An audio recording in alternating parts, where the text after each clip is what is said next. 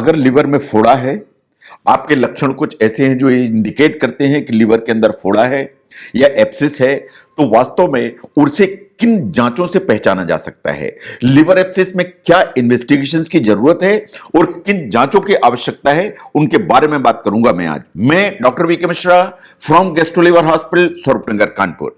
सबसे पहले देखिए कि अगर इन्वेस्टिगेशंस की हमें जरूरत है तो सबसे पहले ब्लड टेस्ट कराने की जरूरत है। एक खून की जांच होगी, तो जो खून की जांच में जो हमारे सामने पिक्चर सामने आएगा उसको एक एक करके धीरे धीरे समझने की जरूरत है। जो सामान्य जो ब्लड टेस्ट है जिसे सीबीसी कहते हैं, उसमें ल्यूकोसाइट काउंट बढ़ा हुआ आएगा। इसका मतलब टोटल ल्यूकोसिटिक काउंट हमेशा बढ़ा हुआ आएगा। जो खून की मात्रा है वो थोड़ी सी कम होगी, यानी हीमोग्लोबिन थोड़ा सा नीचे की तरफ आएगा, जो नॉर्मोसिटिक एनीमिया होगा। नंबर 3, अगर सीआरपी कराया गया या जिसे सी रिएक्टोप्रोटीन कहते हैं, इसको कराया गया, तो सी रिएक्टोप्रोटीन हमेशा ऊपर की तरफ आएगा। जो एक ईएसआर किया जाता है, जो ईएसआर है वो हमेशा थोड़ा सा बढ़ा हुआ आएगा। अगर हमने लिवर फंक्शन टेस्ट किया तो साइंटिफिकली यह माना जाता है कि 90% जो पेशेंट्स हैं उनके लिवर फंक्शन टेस्ट में जो अल्कलाइन फॉस्फेटेज है वो हमेशा एसजीपीटी एंड एसजीओटी से बढ़ा हुआ आएगा। ये 90% पेशेंट्स में ऑब्जर्व किया गया है।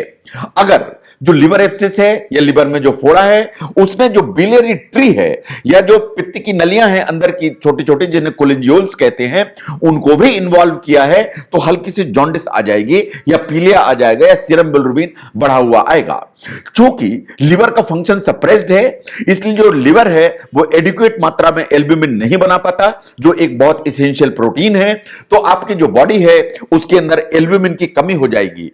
अगर ऐसा माना जाता है कि अगर आपके टेस्ट में ऐसा आता है कि जो सीरम एल्ब्यूमिन का लेवल है वो 2 ग्राम पर डेसीलीटर से कम है, तो यह थोड़ा सा खतरे का संकेत है और यह खतरे की घंटी है। इसे पुअर प्रोग्नोस्टिक फैक्टर माना जाता है।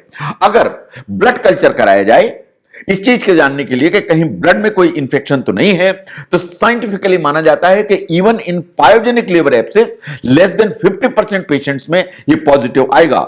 अमीबिक लिवर एब्सिस में ये नेगेटिव आएगा। अगर हम एस्पिरेट को निकालें या पस मटेरियल निकालें जहां से एब्सिस है, उसको अगर कल्चर कराएं, तो जो पायोजेनिक लिवर एब्सिस हैं साइंटिफिकली ऐसा माना जाता है कि 75 to 90% पेशेंट्स में ये जो एस्पिरेट है, ये जो कल्चर है वो पॉजिटिव आएगा और बैक्टीरिया उसमें ग्रो करेंगे। तो ब्लड टेस्ट चाहिए, कल्चर चाहिए, और कल्चर हमें ब्लड का भी चाहिए और जो एस्पिरेट हम निकालते हैं या पस निकालते हैं उसका भी चाहिए। अगर हमने ये दोनों काम किए, यानी ब्लड इन्वेस्टिगेशन किए एंड कल्चर कराया, ब्लड कल्चर और एस्पिरेट का कल्चर, तो इससे काफी इंफॉर्मेशन हमारे सामने आ जाती है। नंबर 2 पर आती है इमेजिंग। जब हम इमेजिंग की बात करते हैं तो हम 3 चीजों की बात करते हैं। Number 1 is the ultrasound, second one is the CECT and the third one is the MRI. सबसे पहले देखिए अल्ट्रासाउंड। जहां तक इमेजिंग का सवाल है, इमेजिंग के आधार पर आप पायोजेनिक या अमीबिक लिवर एब्सिस है उसको डिफरेंशिएट नहीं कर सकते। कोई ऐसा तरीका नहीं है जो आप ये कह सकें कि ये जो अपीयरेंस है ये टिपिकली अमीबिक लिवर एब्सिस का अपीयरेंस है या ये जो अपीयरेंस है टिपिकली बायोजेनिक एब्सिस का अपीयरेंस है। उनको आप इमेजिंग पर डिफरेंशिएट नहीं कर सकते। जो अल्ट्रासाउंड है इन सीईसीटी, ये दोनों इन्वेस्टिगेशन ऐसे हैं जो इनिशियल फेज में किए जाते हैं एंड ये बहुत ही ज्यादा कॉमन एंड बहुत ज्यादा हेल्प करने वाले इन्वेस्टिगेशंस हैं। अगर हम अल्ट्रासाउंड को ध्यान से देखें, ये नॉन इन्वेजिव है, इसका मतलब है कि ना इसमें कोई सुई लगना है ना कुछ होना है। नंबर 2, ये रेडली अवेलेबल है, ये छोटी छोटी जगह पे अवेलेबल है। अगर बहुत छोटे गांव को हम देख लें तो उनमें शायद ना हो, लेकिन बी साइज सी साइज जो टाउन्स हैं उन सब में अल्ट्रासाउंड वास्तव में अवेलेबल होता है। जहां तक एक्यूरेसी का सवाल है, इसके जो एक पॉजिटिविटी रेट है या पिकअप रेट है वो बहुत एक्यूरेट मानी जाती है। तो अगर लिवर एब्सिस है तो ultrasound possibly is the first investigation of choice, क्योंकि नॉन इन्वेसिव है, रेडली अवेलेबल है और इसकी एक्यूरेसी बहुत अच्छी है। एंड नंबर 4, इसकी जो कॉस्ट है इज वेरी लेस। तो ये लो कॉस्ट इन्वेस्टिगेशन है एंड ऑलमोस्ट जो इसकी सेंसिटिविटी है वो 80 to 90% है। इसका मतलब है कि अगर लिवर में फोड़ा है या एब्सिस है तो 90% चांसेस है कि अल्ट्रासाउंड उसे पिकअप करेगा। जहां तक अल्ट्रासाउंड का सवाल है, अगर solid lesion in cystic lesion को डिफरेंशिएट करना है तो this possibly is the best investigation जो किया जाना चाहिए। एंड अगर जो लिवर में फोड़े ने बिलियरी ट्री को या कोलिंजियोल्स को इन्वॉल्व किया हुआ है, तो वास्तव में जो अल्ट्रासाउंड है is a better investigation than CT scan, इस चीज को देखने के लिए कि कहीं कोलिंजियोल्स तो इन्वॉल्व नहीं है।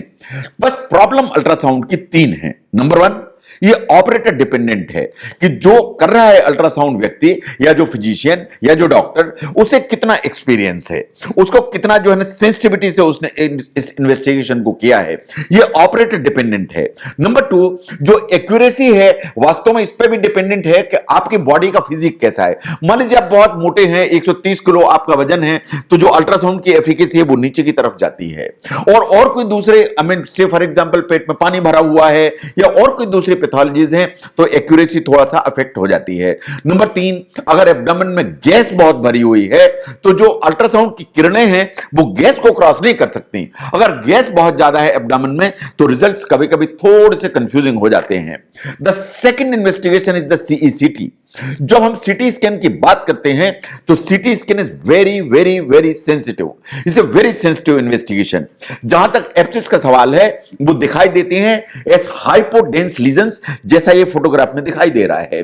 और जब भी इस तरह के हाइपोडेंस लीजन्स होंगे जिसके अंदर जो है ना ये इस तरह का मटेरियल है, उसकी जो रिम है या चारों तरफ का जो एरिया है वो 20% पेशेंट्स में वास्तव में कॉन्ट्रास्ट एनहांस होती है, या कॉन्ट्रास्ट मटेरियल जो दिया जाता है उससे इसमें एक चमक आ जाती है, क्योंकि ये इंफेक्शन के चलते रिंग बनती है।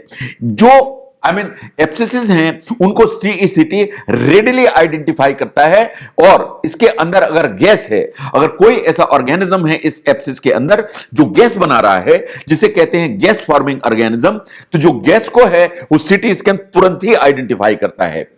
इसके अलावा जो सीटी स्कैन है आपको एब्सेस की एग्जैक्ट लोकेशन तो देता ही देता है, इसके अलावा पेट के अंदर के बाकी जो ऑर्गन्स हैं उनकी भी इंफॉर्मेशन देता है। तो अगर कोई दूसरा ऐसी प्रॉब्लम है जिसके चलते लिवर एब्सेस हुई, वो भी पिकअप हो जाती। से for example somebody had appendicitis, और अपेंडिक्स में जो इन्फेक्शन हुआ, वो जो इन्फेक्शन है वो ट्रेवल हुआ और उसके चलते लिवर में फोड़ा बन गया, तो सीईसीटी कराएं तो लिवर में एब्सेस भी आइडेंटिफाई होगी, और जो अपेंडिकुलर पैथोलॉजी है, अपेंडिक्स में जो प्रॉब्लम है वो भी आइडेंटिफाई होगी। इसका मतलब यह है कि सीईसीटी जो इन्वेस्टिगेशन है वो एंटायर एब्डोमेन के जो स्ट्रक्चर्स हैं वो हमको सामने लाके रखता है।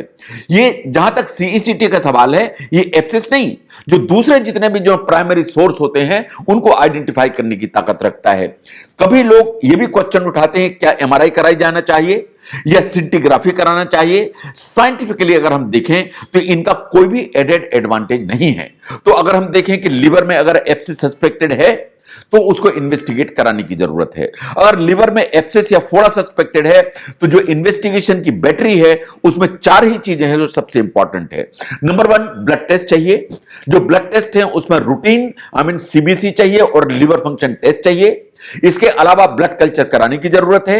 इसके अलावा पस को नीडल से निकाल के उसको कल्चर कराने की जरूरत है। ये 3 काम कराने की जरूरत है।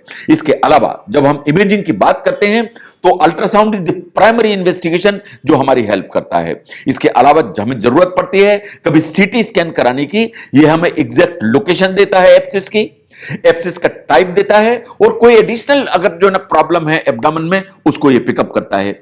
जहां तक एमआरआई या सिंटिग्राफी का सवाल है, जो लिवर एब्सेस है इसके इन्वेस्टिगेशन में इसका कोई सिग्निफिकेंट रोल नहीं है।